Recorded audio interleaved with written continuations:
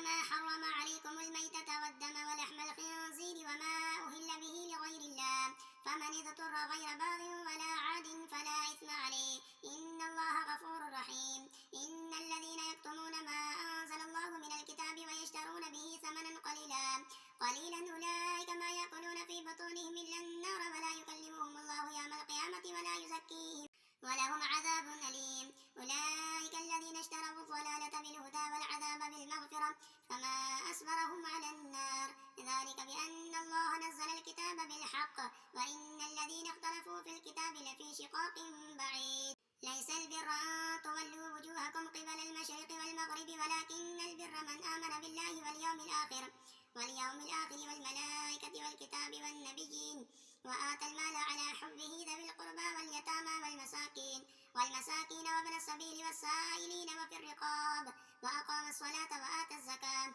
والموفون بعهدهم إذا عاهدوا والصابرين في البأساء والضراء وحين البأس، أولئك الذين صدقوا وأولئك هم المتقون.